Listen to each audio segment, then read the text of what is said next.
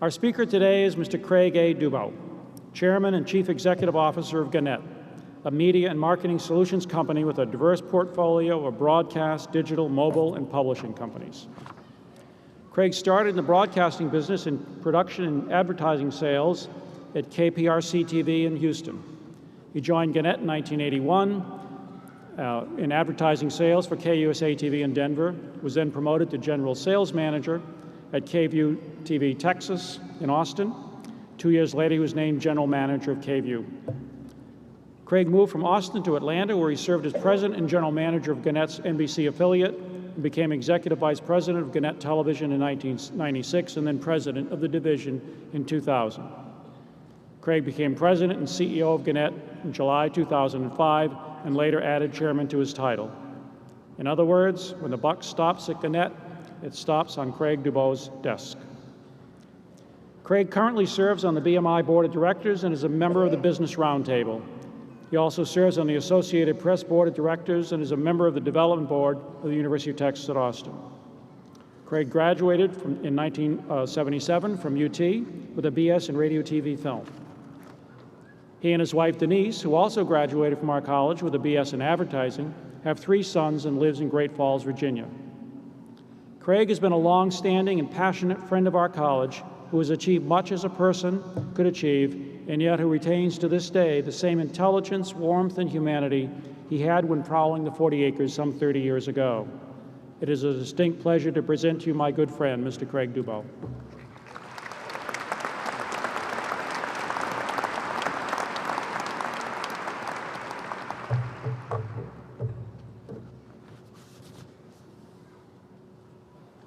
Well, thank you, Dean. I very much appreciate being here. President Powers, Dean Hart, family, friends, and certainly graduates of the 2011 College of Communication class. It is absolutely my pleasure to be here today, to be with you, to celebrate this absolutely outstanding achievement. It is a particular great honor to give the commencement address here at the University of Texas, which is also my alma mater, so it's awfully nice to be here. Thank you for the invitation. And congratulations, you all have made sacrifices and worked very, very hard to come to this day, this well-deserved honor. As I look around, the excitement and the pride your families and friends share are absolutely unmistakable. The first piece of advice that I'd like to offer you is this: thank them, and often, for their love and support, whether that involves sharing in your challenges and successes or the tuition bill. As I know so well, you could not accomplish all that you have and all that I know you will without them. So here you are, you've made it, and there's only a few things standing between you and your diploma, are me and a few other speakers. So I promise I'll be brief and as direct as I can. When I was thinking about you and writing this speech, I had a pretty good idea that my challenge would be keeping the interest of all you 20-somethings for the next 10 minutes or so. Half of you are probably tweeting or texting your friends as we speak and making your family's dinner reservations for tonight on your iPhone. So keeping you engaged, this is the real challenge that we have in traditional media right now, is having an understanding and relating to your generation and your consumption habits for news and information. So I thought I would take a stab at sharing some of my thoughts with you about your challenges and the opportunities before all of us. Since this is the College of Communication, and because I'm a headlines person, let me start by sharing a few of them with you. Skyrocketing fuel prices. The President warns that we need to make profound changes in our oil consumption. Turmoil erupts in the Middle East. High unemployment levels. Natural disaster kills thousands in Asia. You may think that I'm restating the obvious challenges that will face you as you embark on this next chapter of your life. But in fact, these are not actually today's headlines. They're from 1977, the year I graduated. While the headlines haven't changed much, the medium that carries them certainly has. I know it may be hard for you to imagine But in those days, all that we had were newspapers, magazines, television, and radio. And then the first Apple II computer had just become available for sale. Today, it's the iPad II. If you'll step back with me for just a moment, Al Newharth had not yet invented our newspaper, USA Today. It would not exist in a print format for another 5 years, until 1982, when it would revolutionize the media industry. Today, 8.5 million downloads later, USA Today is available on iPhones, Androids, iPads, slates, Kindles, Zooms, and this week we introduced USA Today on the Windows 7 mobile platform. Consumers can choose from what was previously an unimaginable amount of technology onto which enjoy their news and information in tethered, mobile, and portable platforms. Technology allows us to do so much, from the very simple to the very, very complex. It affords us so much added convenience, like watching a movie on an iPhone or an iPad anywhere that you happen to be, or catching up on sports updates or the latest news in text or through streamed video as it happens. Technology is advancing in every area that you can think of. Our world has exploded into one without restraint. Look at mobile today. It's hard to imagine, but it is 4 times larger than the internet as we know it. It is the fastest growing trillion-dollar industry in economic history. Mobile is literally changing the world.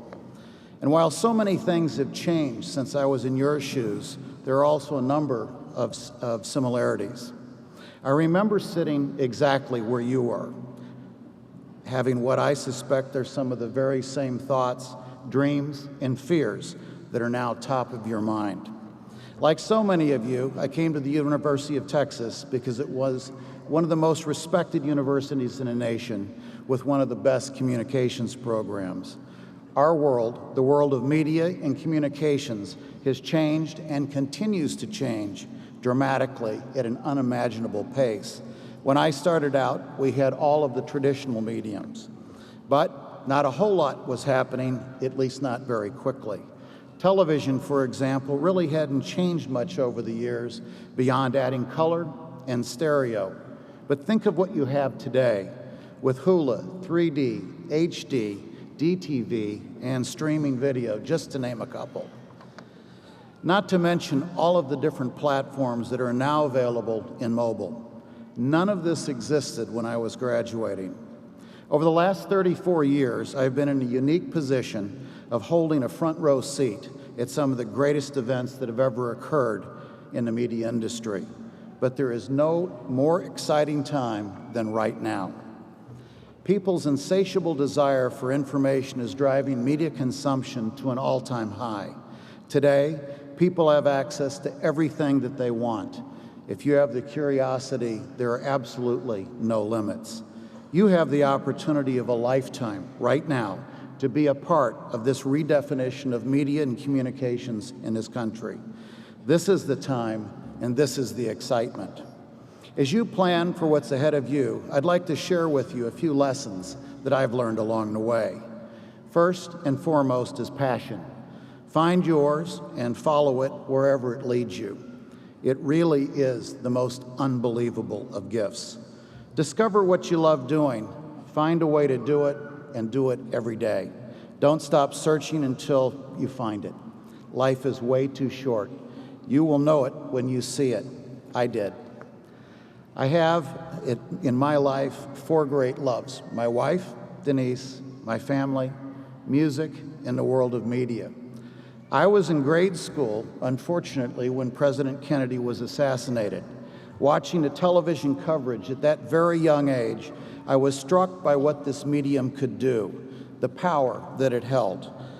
I knew then that I wanted to participate somehow in this incredibly exciting industry. That was one of the few times that a television event absolutely captured and commanded the attention of an entire nation all at once, and it was an extraordinary day. In your lifetime, there are only a few unforgettable instances that can be called moments, and this was one of mine. Which leads me to the next topic, choice. Never doubt what may appear to be an unassuming start that can lead to great things. During my freshman year at University of Texas, I began my broadcast career at KPRC-TV in Houston in the most illustrious of ways. I began by sweeping the prop room floor. This really was how my internship began. The general manager had no idea what an intern was or what one should do. Neither did I, quite frankly. When the general manager told me to go and figure it out and write my own job description, at that moment I had a choice. I had the choice to either do it myself or allow someone to do it for me, define myself at that time. So I made a choice, and honestly, it's changed my life totally.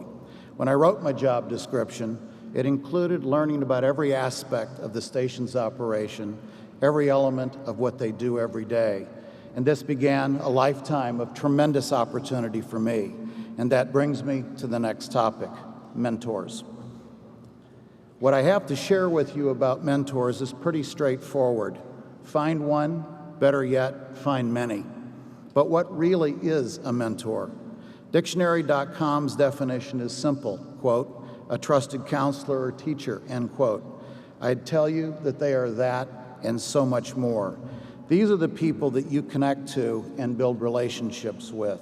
They are the ones that you can really trust, who are opening up enough to share their own life learnings and experiences with you, and that they are honest enough to tell you what you're good at and, quite honestly, what you're not so good at, so you can be successful. There is no replacement for learning from your mentor. You can't hire one. You can't find one on Craigslist. You simply know when you've met them. I was very fortunate to meet Cecil Walker, the former chairman and CEO of Gannett Broadcasting in 1981. Cecil retired in 2001, but we still talk every week, and I see him every couple of months. During every conversation we have, I'm always learning something from him. Whether we disagree or agree, we always come to a place of respect and mutual understanding. That mentorship and friendship has proven to be two of the greatest gifts ever given to me. He has helped me evolve into a person and a professional I never dreamed that I could be.